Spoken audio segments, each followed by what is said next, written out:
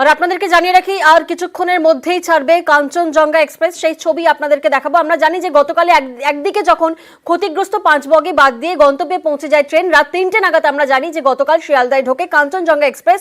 অন্যদিকে আপনাদেরকে আরো একটি ছবি দেখাবো। আমরা দেখেছিলাম যে গতকাল যাত্রীদের চোখে মুখে আতঙ্কের ছবি ধরা পড়েছিল, সকলের গলাতেই যাত্রী সুরক্ষা নিয়ে প্রশ্ন উঠেছিল এবং রাতে স্টেশনে আমরা দেখিয়েছিলাম যে মেয়র ও পরিবহন মন্ত্রী পৌঁছে যান।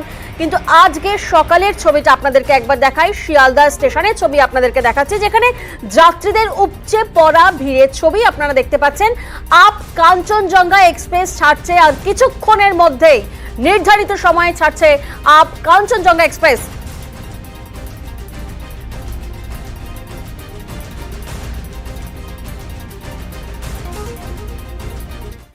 প্রতিনিধি রৌনক এই মুহূর্তে আমাদের সঙ্গে রয়েছেন, সরাসরি রৌনকের কাছে যাব। রৌনক, তোমার থেকে প্রথমেই জানার চেষ্টা করব যে ছবি আমরা দেখলাম যে যাত্রীদের স্টেশনে উপচে পড়া ভিড় রয়েছে, সেক্ষেত্রে যাত্রীরা কি বলছেন, তারা কি আতঙ্কিত?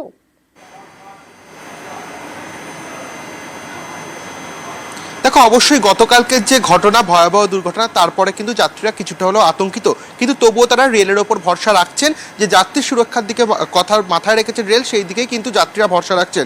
এবং সকালে যে জেনারেল কম্পার্টমেন্টে লাইন দিয়ে উপচে পড়া ভিড়, সেই চিত্রই কিন্তু দেখা গেছে। এবং গতকালকে যে দুর্ঘটনা, সাময়িকভাবে ক্ষতিগ্রস্ত হয়েছিল এই জেনারেল কম্পার্টমেন্ট, ইতিমধ্যে এখন 14 নম্বর প্ল্যাটফর্মে কাঞ্চনজঙ্ঘা এক্সপ্রেস দাঁড়িয়ে রয়েছে। নির্ধারিত সময় ছিল 9:30, এখন ঘড়ির কাঁটা বাজে 9:32, আর কিছুক্ষণের মধ্যেই এই ট্রেন ছাড়বে।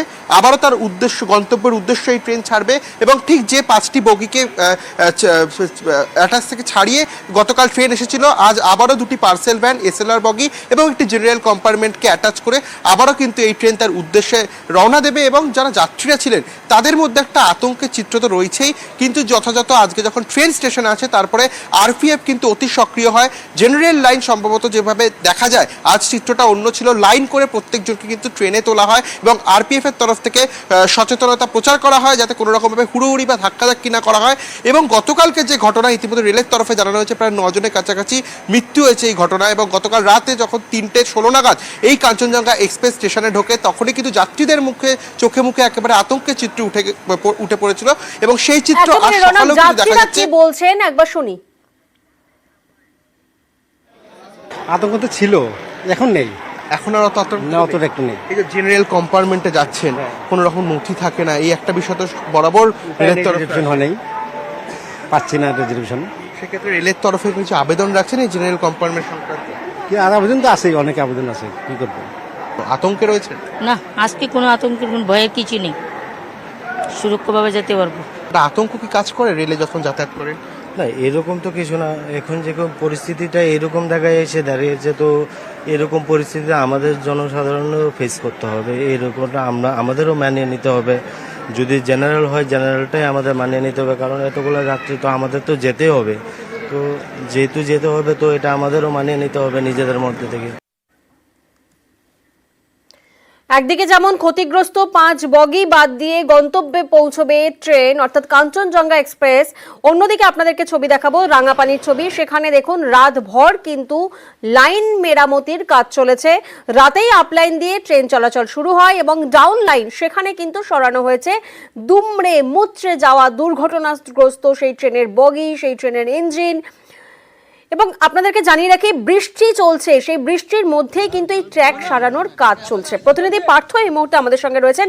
পার্থ, কি মনে হচ্ছে ডাউন লাইন থেকে ট্রেন চলাচল কতক্ষণে স্বাভাবিক হবে?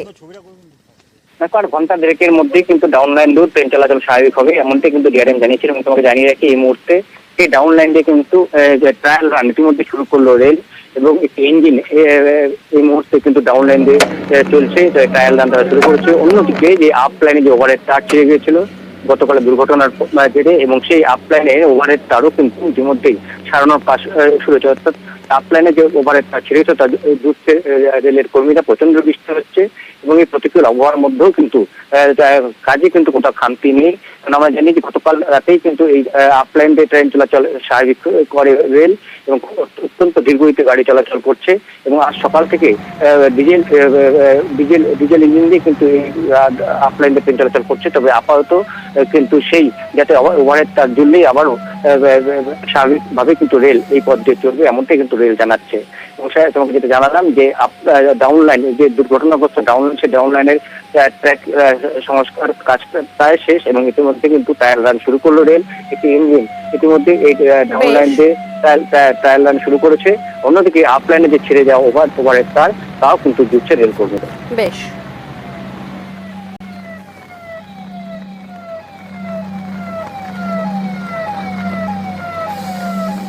अभी सुबह में 7:30 बजे के आसपास में जो डाउन लाइन थी उसको भी फिट दे दिया गया। उससे इलेक्ट्रिक लोगों के साथ में ट्रेन चलेगी और यह काम 24 घंटे के अंदर में कर दिया गया है।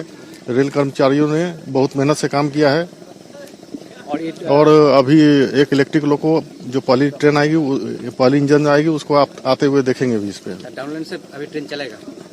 डाउन लाइन से अभी तक जो डीजल पे चल रहा था तो इस पे काम ओसी का काम शुरू किया जाएगा और 2-3-2.5 घंटे के अंदर में उसको पूरा कर दिया जाएगा। तो उसके बाद ये अपलाइन जो वो भी नॉर्मल फिट हो जाएगी। আর যে ছবি এই মুহূর্তে আপনাদেরকে দেখাচ্ছি, আপ কাঞ্চনজঙ্ঘা এক্সপ্রেস ট্রেনটি ছাড়লো, অর্থাৎ নির্ধারিত গন্তব্যস্থলে পৌঁছানোর জন্যই কিন্তু ট্রেনটি ছাড়লো। এবং কিছুক্ষণ আগে আমাদের প্রতিনিধি রৌনক সেই ছবি দেখিয়েছিল যেখানে যাত্রীদের উপচে পড়া ভিড়ের ছবি ধরা পড়েছিল। যাত্রীরা এখনো আতঙ্কিত, যেমনটা প্রতিনিধি রৌনক আমাদেরকে বলেছিলেন। এবং 9:30-এর সারা সময় ছিল, কিন্তু সেই ট্রেন ছেড়েছে 9:30-এর কিছুক্ষণ পর।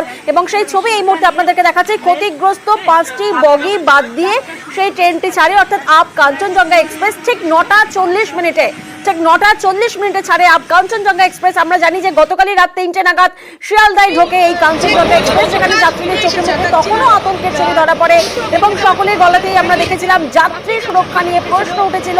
আমরা ছবি দেখেছিলাম যে রাতে স্টেশনে যান মেয়র, রাতে স্টেশনে যান পরিবহন মন্ত্রী এবং যাত্রীরা যাতে দ্রুত বাড়ি পৌঁছতে পারেন তার ব্যবস্থাও রাখা হয়। অন্যদিকে আহতদের চিকিৎসার ব্যবস্থাও রাখা হয়। এবং আজ সকালে 9:30 মিনিটে আপ কাঞ্চনজঙ্ঘা এক্সপ্রেস ছাড়ার কথা ছিল, সেই মতনই যাত্রীদের উপচে পড়া ভিড় চোখে পড়ে এবং ঠিক 9:40 মিনিটে আপ কাঞ্চনজঙ্ঘা এক্সপ্রেস কিন্তু নিজেদের গন্তব্যস্থলের উদ্দেশ্যে রওনা দেয়। ঠিক 2:10 পর যাত্রা শুরু করলো কাঞ্চনজঙ্ঘা এক্সপ্রেস। 2 ঘন্টা রিশিডিউল হয়েছিল এবং তারপরেই শিয়ালদা থেকে রওনা কাঞ্চনজঙ্ঘা এক্সপ্রেসের আপ কাঞ্চনজঙ্ঘা এক্সপ্রেস ছাড়লো ঠিক 9:40 মিনিটে। কাঞ্চনজঙ্ঘা এক্সপ্রেস ছাড়লো, গতকালের দুর্ঘটনার পর ছাড়লো up Kanchenjunga express. Kanchenjunga express এই মুহূর্তে যাত্রী নিয়ে সাবরুমের উদ্দেশ্যে। গতকাল রাঙ্গাপানি স্টেশনের কাছে ট্রেন দুর্ঘটনার পর দ্রুত উদ্ধার কাজ চলছে। রাতভর লাইনে কাজ হয়েছে এবং রাতেই আপ লাইন দিয়ে শুরু হয়েছে ট্রেন চলাচল। ডাউন লাইন সেখান থেকেও কিন্তু সরানো হয়েছে দুপুরে উঠে যাওয়া সেই বগি, সেই ইঞ্জিন। আমরা জানি যে সেই বৃষ্টির মধ্যেই কিন্তু চলছে ট্র্যাক সারানোর কাজ। সেই ছবি আপনাদেরকে দেখাচ্ছি। গতকাল রাঙ্গাপানি স্টেশনের কাছে আমরা জানি যে ট্রেন দুর্ঘটনা ঘটে, সেই ভয়াবহ ট্রেন দুর্ঘটনার পর দ্রুত চলে উদ্ধার কাজ। রাতভর লাইনে কাজ হয়। এই মুহূর্তে উদ্ধার কাজ ঠিক কোন পর্যায়ে রয়েছে জানবো বিস্তারিত। প্রতিনিধি পার্থ এই মুহূর্তে আমাদের সঙ্গে রয়েছেন। পার্থ, তুমি একেবারে গ্রাউন্ড জিরোয় রয়েছো, এই মুহূর্তে উদ্ধার কাজ ঠিক কোন পর্যায়ে রয়েছে?